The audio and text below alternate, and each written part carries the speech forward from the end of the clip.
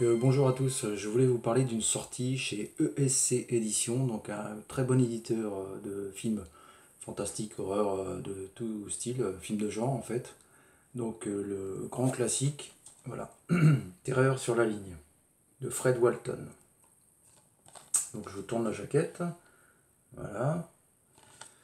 Donc en fait, ce film, on peut dire que ça a été le précurseur et qui a inspiré de nombreux films, dont Scream de Wes Craven. Fred Walton, je trouve qu'il est un très bon réalisateur, spécialiste du suspense. Ce film narre une babysitter seule à domicile avec des enfants qu'elle a en garde et elle reçoit des appels anonymes d'un individu qui semble la surveiller. Voilà. Donc je ne vais pas vous en dévoiler davantage, mais l'interprétation de Carol Kane qui joue la babysitter est excellente. La montée du suspense dans les 20 premières minutes est tout à fait impressionnante. Et je trouve qu'elle est indémodable. Elle a été copiée maintes et maintes fois, mais jamais égalée, ça c'est sûr. Même par Scream, pourtant le premier Scream est excellent dans son intro, mais ça vaut pas Terreur sur la ligne, à mon goût, hein. Voilà. Il y a également Charles Durning qui fait un détective privé. Donc Charles Durning, on peut noter un autre film fantastique dans lequel il a joué qui est excellent et qui malheureusement n'existe pas non plus en DVD ni Blu-ray en France, c'est La Nuit de l'Épouvantail, qui a été diffusé à l'époque sur Canal+, dans les années 80, et également sur la 5. Voilà. Et puis vous avez donc Tony Beckley, qui joue le tueur, l'assassin, le psychopathe. Moi je trouve que ce serait plutôt d'ailleurs un sociopathe, mais ça c'est juste un point de vue. Mais de la manière que c'est dépeint dans le film, vu ses pathologies psychiatriques, j'orienterais plus vers le sociopathe. Enfin ça c'est juste un point de vue. Et à noter d'ailleurs que Tony Beckley est mort peu de temps après la sortie du film. Il était atteint d'un cancer et il a eu le courage de tourner ce film en étant malade. Ce qui voit d'ailleurs un peu sur son physique, mais qui, je trouve, amplifie le côté maladif du personnage, maladif dans le sens psychologique. Voilà. Moi je vous le conseille fortement. Il n'existait pas en France ni en DVD ni en Blu-ray, à part peut-être une édition pirate DVD qu'on trouve dans les solderies ou. Mais bon, je doute de la qualité du master.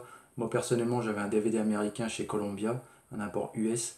Et ben, je suis ravi que cette sortie soit effectuée chez ESC au mois d'août. Donc voilà, si vous voulez un vrai film de trouille, hein, à regarder seul dans le noir, voilà, ou même à plusieurs, mais dans le noir, le soir, voilà, vous regardez ce film-là et je vous garantis que vous allez avoir les pétoches. Voilà, ça c'était pour la qualité du film. Fred Walton a également tourné une suite de Terreur sur la ligne. Voilà. Chez nous, ça s'appelait, il me semble, en VHS, Terreur dans la nuit, ou Appel dans la nuit, excusez-moi, Appel dans la nuit. Voilà. En anglais, c'est When a Stranger Calls Back. Malheureusement, chez nous, il était qu'en VHS locative. Je crois pas qu'il était sorti à la vente. Appel aux éditeurs, si vous voulez sortir la suite de Terreur sur la ligne, ce serait le bienvenu. Parce que malgré sa facture un petit peu télévisuelle, un peu téléfilm, il est tout à fait recommandable. Même efficace, je dirais, parce que l'intro, tout pareillement, est ultra efficace. Et il y a même notamment une scène géniale par rapport au tueur dans cette suite. Bon, je vous la dévoilerai pas, mais c'est vraiment bien, bien vu. Voilà. Et Carol Kane reprend son rôle, bon, pas de babysitter dans la suite, mais plutôt de psychologue. Et Charles Durning fait toujours le privé. Et on les revoit tous les deux dans ce qui est fort agréable dans une suite. Il y a ça. Et également chez ce réalisateur-là, Fred Walton, vous avez Week-end de terreur, avec notamment une actrice qui joue dans un des Vendredi 13, dans Le Tueur du Vendredi, donc le Vendredi 13 chapitre 2. Week-end de terreur, je trouve quelque part a inspiré le film de David Fincher, The Game, avec Michael Douglas. Clairement, pour moi, David Fincher a dû voir obligatoirement Week-end de terreur. Voilà. Encore un film qui n'existe pas en Blu-ray en France, il existe en DVD, mais en Blu-ray ça serait pas mal. Week-end de terreur de Fred Walton. Toujours est-il que si la suite de Terreur sur la ligne pouvait sortir, ce serait très bien. Alors au niveau des bonus de cette édition, eh bien, vous avez un bonus de Mark Toulek. Alors voilà. Donc pour certains, ça peut être assez light, mais moi je pense pas parce que Mark Toulek a travaillé à Mad Movies, donc il connaît très bien son sujet.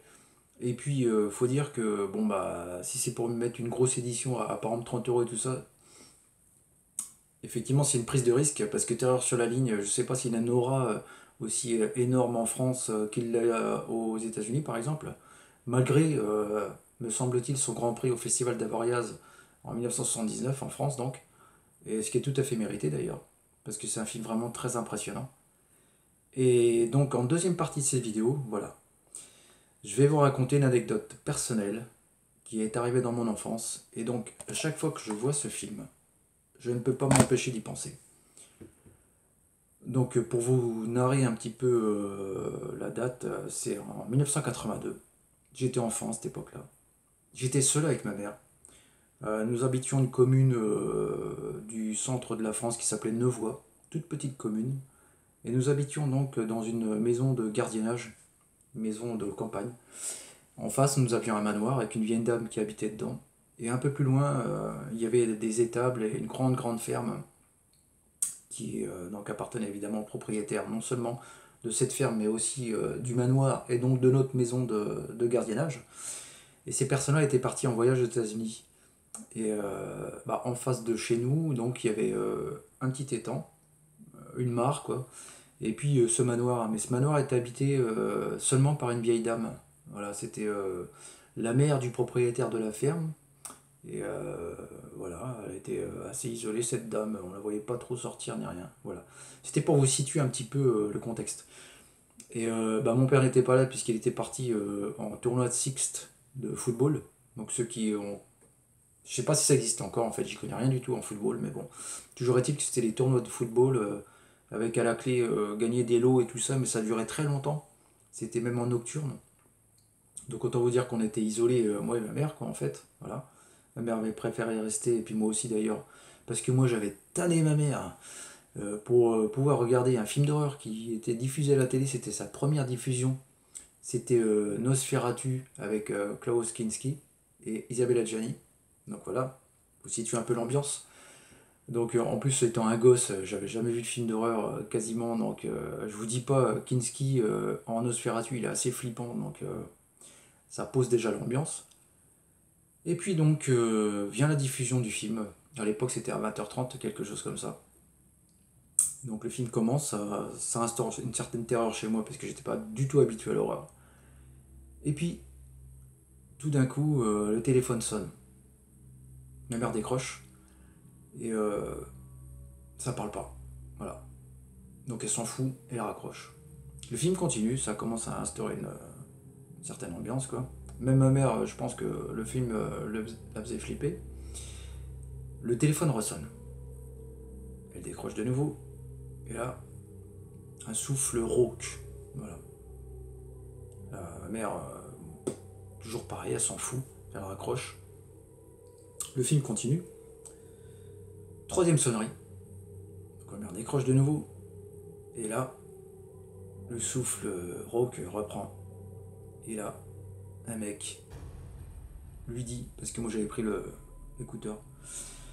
À l'époque, hein, c'est les combinés voilà, à cadran là et tout, puis il y a le petit écouteur qui va avec, voilà, pour ceux qui ont connu. Donc le mec lui dit, je vous vois, je sais ce que vous faites. Comme dans Terreur sur la ligne, je vous assure que c'est la vérité. Donc là, je commence à voir le visage de ma mère se décomposer, un peu quand même. Parce que la nuit commence à tomber, on est à la campagne, on est dans une maison isolée, il y a juste un petit chemin, il y a le manoir qui est en face avec la petite dame dedans, là. Voilà, on est vraiment seul au monde. Et bon, ma mère elle répond même pas en fait, elle raccroche. Le film continue. Voyant ma mère avec son visage qui se décompose et tout au téléphone, je commence à vraiment flipper. Et donc je vous ai dit trois sonneries, donc quatrième sonnerie, ça recommence. Et donc là ma mère décroche. Alors le gars pareil, une espèce de respiration de taré quoi en fait. Et puis il redit je sais ce que vous faites, je vous vois, je vous vous déplacez, je sais où vous êtes. Je suis juste à proximité. Ce qui est totalement, mais totalement impossible. Donc parce qu'en fait à l'époque il n'y a pas de portable évidemment. On est en 82, vous imaginez bien. Il n'y a pas de cabine téléphonique. Le seul moyen de téléphoner, de voir ce qui se passerait chez nous, ce serait le manoir qui est en face. Et encore, je sais même pas si elle avait le téléphone, la dame. Carrément, quoi. Et mais voilà, elle était toute seule, ça c'est sûr et certain. Donc c'est incompréhensible cette histoire. Alors donc bien sûr, Bah, ma mère, elle s'est pas démontée, elle a envoyé chez le mec. Et puis, malgré que je voyais qu'elle était un peu flippée quand même, hein. Et elle a appelé la gendarmerie. Mais la gendarmerie, ils lui ont dit, pardon, bon bah, ça peut être exactement comme dans Terreur sur la ligne, hein. C'est ça qui est la folie, quoi. Ça peut être juste un malade du téléphone et tout ça, vous inquiétez pas pour ça, il raconte n'importe quoi, il bluffe, il vous voit pas ni rien. Voilà. Et donc, ça s'est un peu calmé. Il me semble qu'il y a eu encore un autre appel. Ma mère a de nouveau décroché, c'était encore ce mec, vraiment le cinglé, voilà, qui insiste lourdement. Et là, je vous dis pas. À ce moment-là, donc elle a raccroché et tout, et peu de temps après, ça cogne à la porte, on a dû faire un bond de 15 mètres. Et en fait, c'était le cousin de mon père, qui faisait du motocross, et des fois il venait dans le chemin et tout ça, alors je sais pas comment il s'est démerdé pour faire du motocross dans l'obscurité, mais bon, ça pouvait pas être lui qui faisait le con, hein, parce que je vois pas comment il leur a téléphoné. Et puis, de toute façon, parce que la commune, je sais même pas s'il y avait une cabine téléphonique en fait, hein. Je vois pas l'intérêt, je vois pas le cousin de mon père faire ce genre de choses. Mais c'était planté en motocross. Et donc, en fait, voilà, il est bien tombé, on va dire, parce que ma mère, elle l'a soigné et tout ça, et elle lui a demandé de rester tout ça, parce qu'elle était complètement flippée, en fait, par rapport à cette expérience, évidemment. Donc, je vous dis pas l'ambiance, quoi, quand même. Donc, c'est pour ça, voilà, c'est la petite anecdote, hein, mon expérience par rapport à ce film-là. Voilà. Chaque fois que je le vois, à chaque fois, je repense à ça. C'est un sacré souvenir d'enfance, quoi, c'est marquant. Et donc, voilà. Donc, si une petite anecdote comme ça vous plaît, sur une de mes vidéos, bah, je pourrais vous en raconter d'autres, parce qu'il m'en est arrivé pas mal des choses quand même dans la vie, j'estime. Et notamment, je pourrais vous parler d'une phobie. Une phobie des mannequins. Je déteste les mannequins. Les mannequins qu'on voit dans les magasins, vous savez, pour les vêtements et tout ça. Et surtout ceux des années 70-80. Ils étaient encore plus flippants, je trouve, comme dans Maniac, de William Lustig. Et donc, bah, je pourrais vous raconter cette anecdote par rapport aux mannequins.